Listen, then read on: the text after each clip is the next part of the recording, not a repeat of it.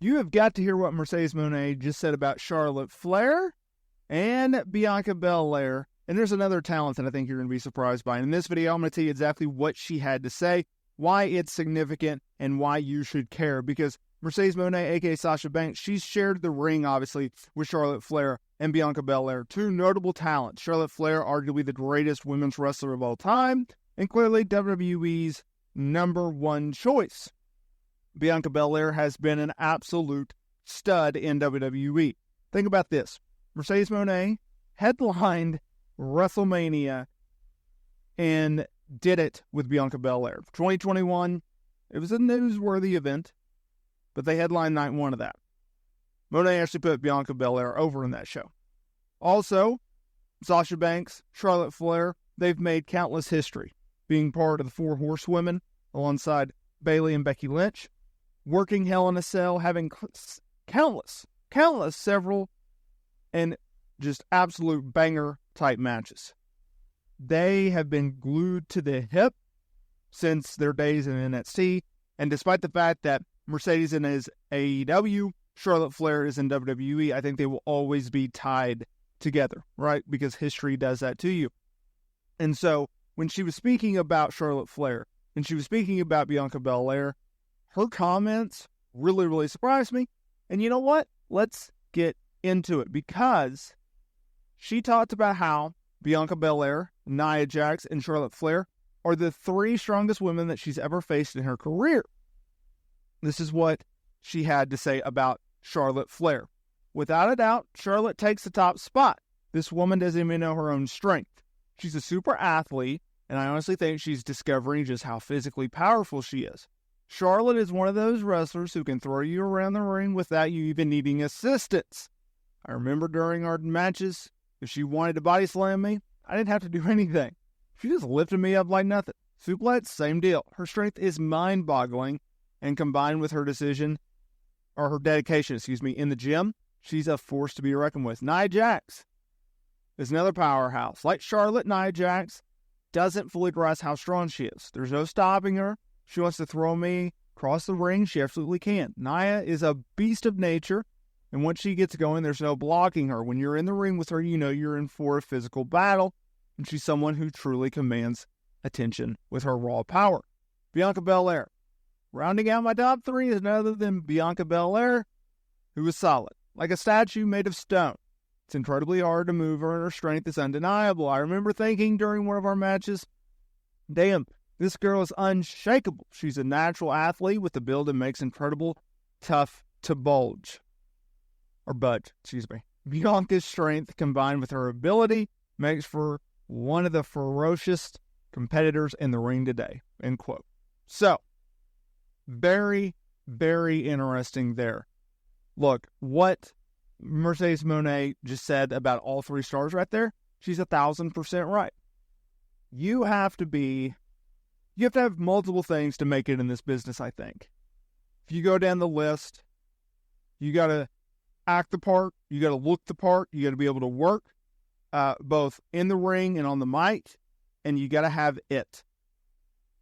I think that last part is the most important part. Mercedes Moné obviously has it. Obviously she can talk. Obviously she can work. Obviously she can wrestle. Obviously she has the look. Bianca Belair, same thing. Charlotte Flair, same thing. Nia Jax, not really for sure.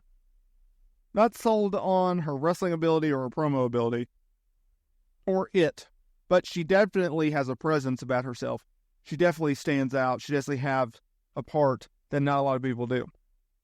I think if you look at what Charlotte Flair represents to this company, is a lot what Mercedes Moné represents to AEW.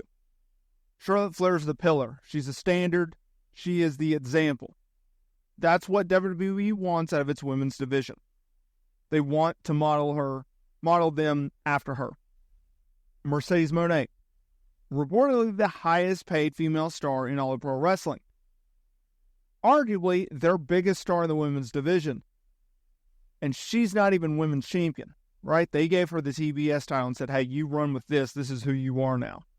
We're going to, and if you look at when they brought her in, We have a women's division, and we're going to subcategory it in. We're going to have the women's title feud. We're going to have all these other feuds, and then we're going to have Mercedes Moné. Mercedes Moné is going to have her own segment, right? Just like all your top talent, your Chris Jericho's, your Bryan Danielsons, your Swerves, your Hangmans, your Kennys, your The Elites, your Okadas, your Wills. They have their own segments, and you build the show around them, right? You build around your storylines around your top stars. That's what they've done with Mercedes Moné. That's what they do with Charlotte Flair. It's a brilliant business model. It's the best formula, in my opinion, the way to do it, how to do it, why to do it. I think it makes sense. And I think you continuously do that. I think you create more and bigger stars. Mercedes Moné is doing that in AEW.